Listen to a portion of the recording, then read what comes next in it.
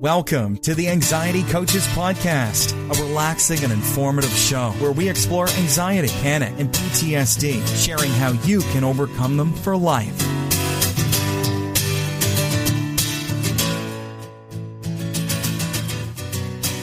Aloha! Welcome back to the Anxiety Coaches Podcast. I'm your host and coach, Gina Ryan, and I'm so happy to be with you again today as we consider the many ways to bring your mind and body back to its natural peace and calm. We offer a number of ways to help you with your journey, so I hope you're taking advantage of everything that we offer. You can subscribe to this twice-a-week podcast. You can join our free Facebook group, and if you sign up for our newsletter, you'll get more from me and advance notice of things that are coming up. Go to anxietycoachespodcast.com and check all that out. Today we're talking about increasing vagus nerve tone for reduced anxiety.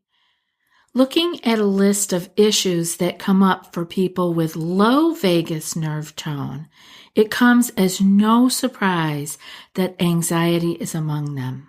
Most of these other issues come right along with anxiety, and it's all tied up with the vagus nerve.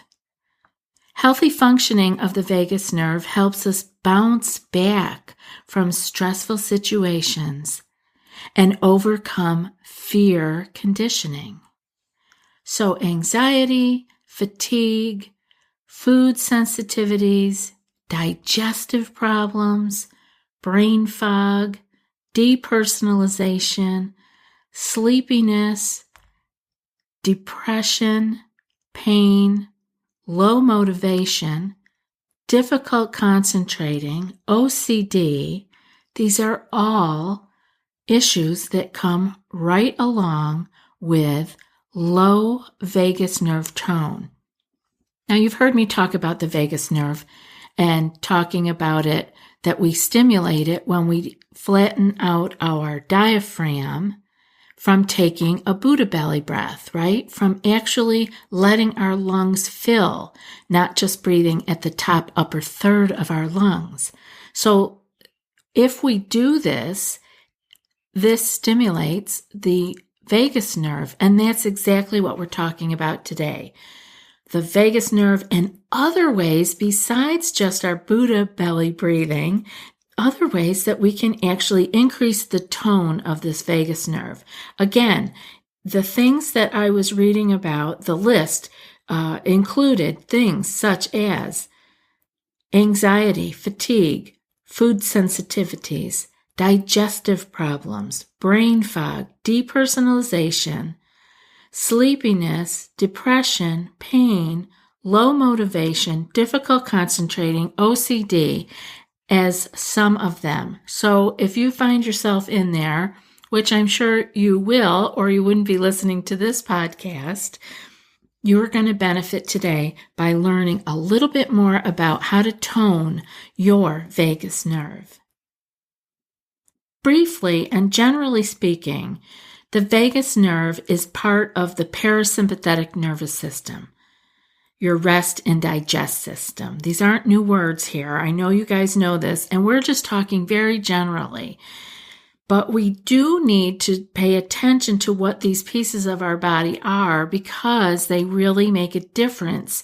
Again, we've always talked about the breathing, and if our breathing is shallow, we are not using our diaphragm in a way that can actually stimulate the vagus nerve, which triggers the parasympathetic nervous system. So you can see how all these little pieces come together. It's not important to understand how it works or why it works, but it sure does help because you start to realize some things you might be doing that aren't helping. This vagus nerve is also called the wanderer because it reaches all over the body to the various vital organs.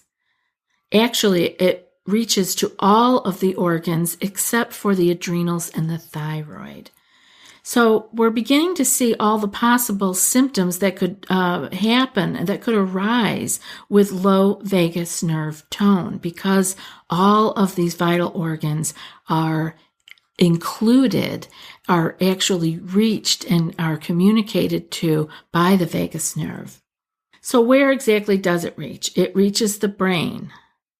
It reaches the stomach and the intestines, which are also known as the second brain, the brain in your gut, or the enteric nervous system. I actually had a post on Nourishing by Heart about that, and I'll see if I still have that old post and if I can actually do a podcast on it, because it's important to understand that so much of our gut is vital in our neurotransmitters, in the communication between our body and our brain, our mind. It's important, and it would be good to know. So understand first off here that the vagus nerve reaches the brain, it reaches the stomach and the intestines, which is our second brain, the enteric nervous system, and it reaches the heart, liver, pancreas, gallbladder, kidney, ureter, spleen,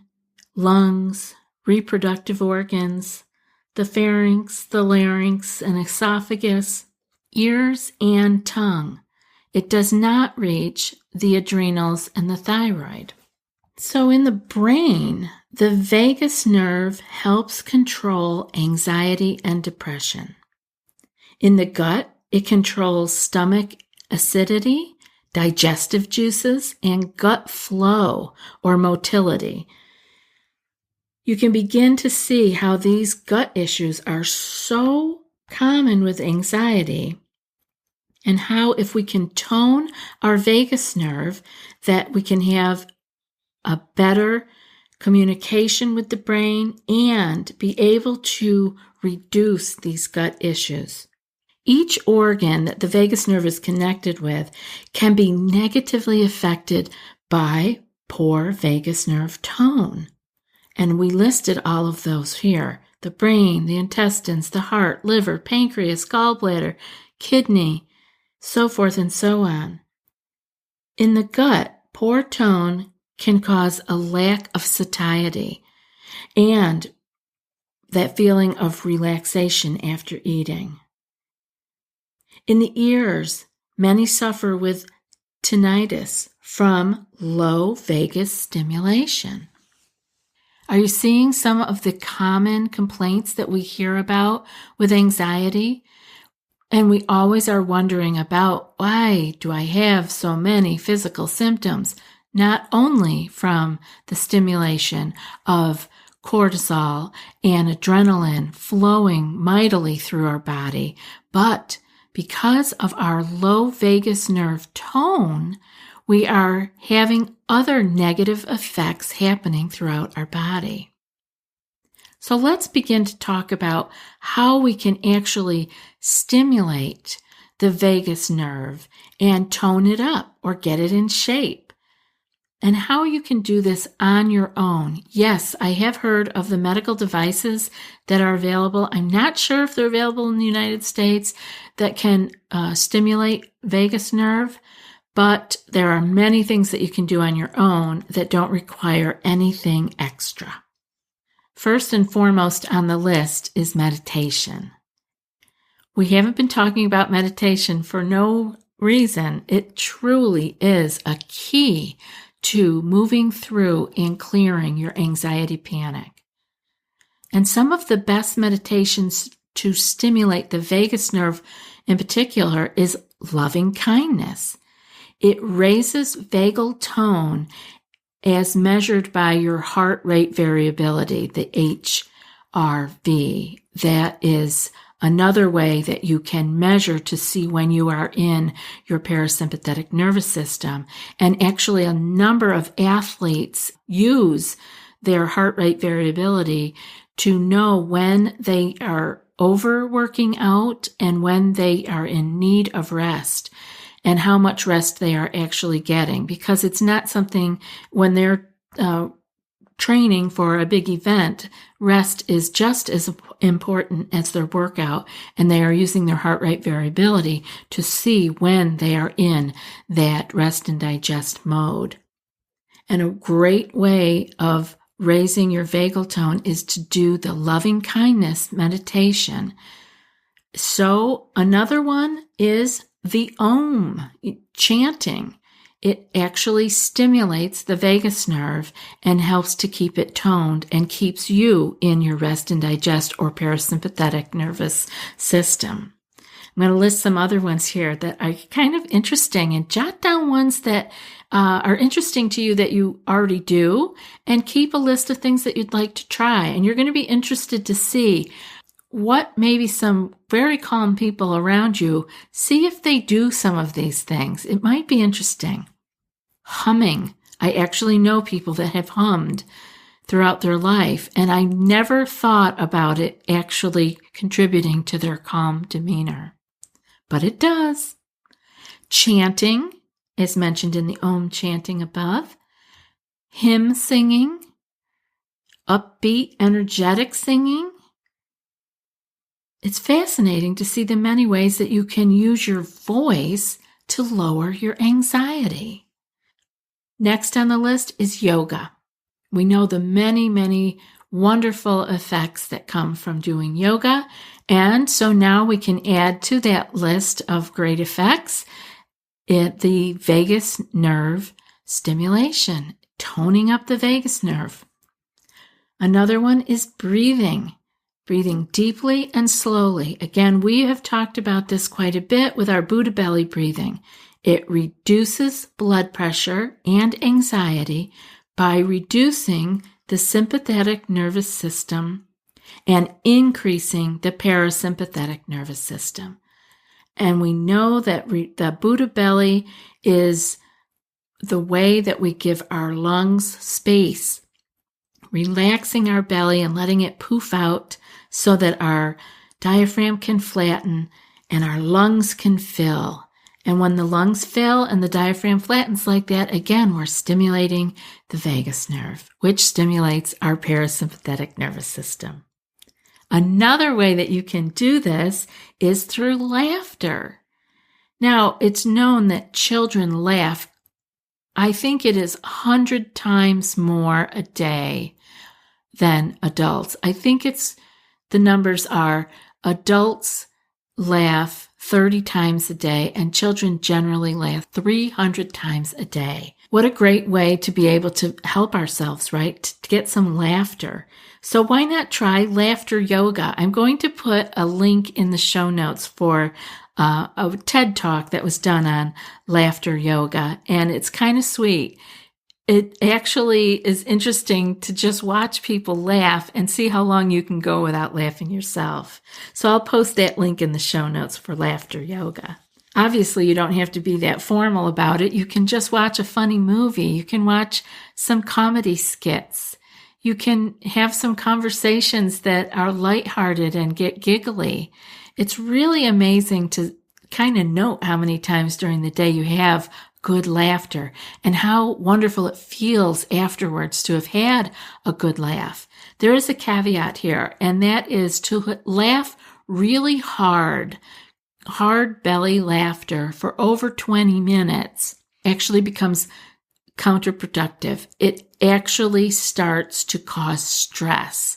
Now, I don't know many people who can laugh really hard for over 20 minutes, so I don't think that's a problem for most of us, but there may be a situation that you've been in where you were laughing that hard for that long and then didn't feel so good afterwards. So just know that's part of what happens. There is a max on laughter, 20 minutes of hard belly laughter. That's why the laughter yoga classes, they begin and end within 20 minutes of laughter. They don't go overboard and cause anyone any stress. Another way of stimulating the vagus nerve or for toning it up is prayer. Studies have shown that reciting the rosary prayer and using the beads increases vagus activation and it enhances cardiovascular rhythms, blood pressure and heart rate variability, are also affected and dropped. I can see how other prayers would also accomplish the same breathing and rhythm and get your everything in sync. So the studies were done on the rosary prayer, but I can see there are many people in other traditions of religion that use beads and prayers, and you can see the rhythm that happens. So I think that's very interesting and very easy to add into your life if that appeals to you.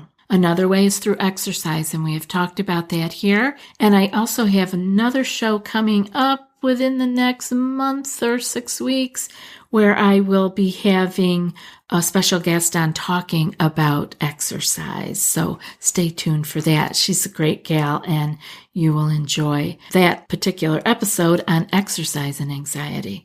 But just know that exercising is good to stimulate the vagus nerve. Another option you can try is massage. Foot massage, even just the foot, massaging the foot can increase vagal activity and heart rate variability.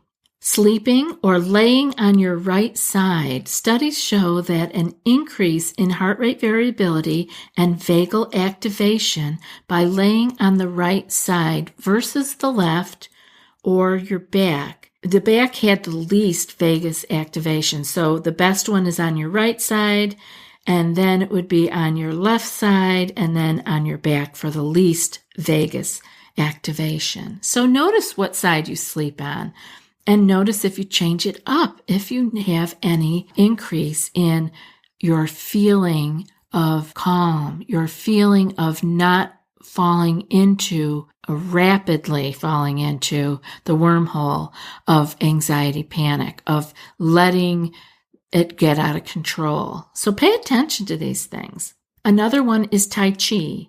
And as in yoga, Tai Chi increases heart rate variability and vagus activation. And I would like to add in there also should be included is Qigong, which is a little bit more of a free form. And Tai Chi is a very specific form, and Qigong is very much in the same family. So either of those can, along with yoga, increase your heart rate variability and vagus activation, and very easy to learn and try on your own at home from your computer. This is an interesting one, gargling. The vagus nerve activates the muscles in the back of the throat that allow you to gargle. So they have found that gargling stimulates the vagus nerve. So that might be an interesting thing to see if you could maybe not be up for some outright singing or chanting, but maybe some gargling. Another item on the list is coughing or tensing the stomach muscles. I've had a lot of people actually mention to me that they quite naturally go into coughing when they are anxious and when they are having a panic attack. They have a desire to cough. This could very well be related, and you may want to try because you can actually have yourself cough. You can cough on purpose, so that might be another way, or actually just tensing the stomach muscles.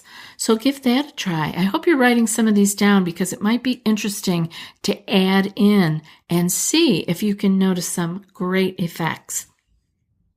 Now we move on to the food piece, which is carbohydrates stimulate the vagus nerve. Now that's really interesting because it's not the carbohydrates per se, but it is the insulin. Insulin is raised through the amount of carbohydrates and somewhat the amount of protein that you eat. So in effect here we have insulin activating the vagus nerve. So this might be why people crave carbohydrates. The body and mind know what to go for. We may not be able to be conscious of exactly what it is, but many people reach for carbohydrates, which would be anything in the sugar family, breads, pastas, etc. These are things that people reach for quite often when they are stressed.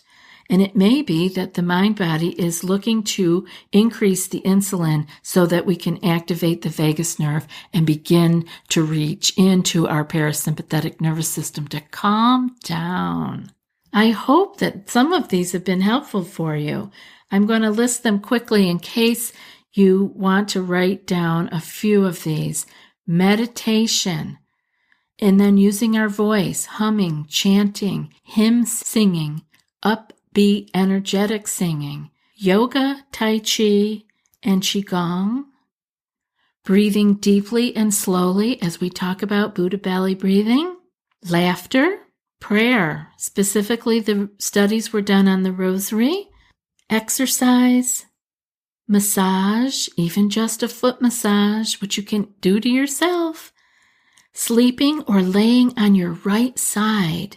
Remember, the studies here showed that laying on the right side was the best, then left side and back being the least that could stimulate the vagus nerve. Gargling, coughing or tensing the stomach muscles, and finally, eating carbohydrates, which increases insulin, which activates the vagus nerve. I hope that these have been helpful for you. It's amazing what little things in our life really can add up to adding to our peace and calm or taking away from it. So maybe some of these little add-ins that you can do will be helpful. And if you want to tell us about it, we'd love to hear about it at the Facebook group, the free Facebook group that we have, and you're welcome to join at any time. Love to see you over there. That's it for today's episode. And before I read today's quote, I want to put out a personal invitation to those of you who would like to take your healing and your clearing of your anxiety panic to another level. If you are not someone who wants to join a group coaching program, you may be interested in joining in with me on coaching one-on-one. You can learn more about that at the website, anxietycoachespodcast.com, and go to the one-on-one coaching page. You can set up a free 15-minute call with me to see if this is the right direction for you at this time, and if I am the right person to work with you. We can sort these things out.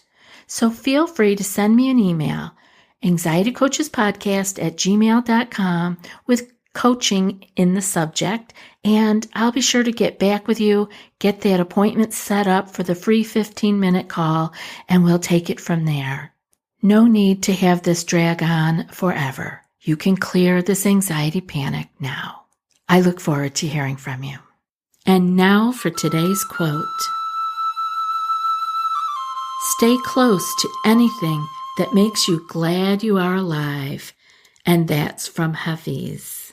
I'll be back in a few more days with another podcast. Until then, be well and aloha. Thanks so much for joining us for today's episode of the Anxiety Coaches Podcast. Find more information at theanxietycoachespodcast.com.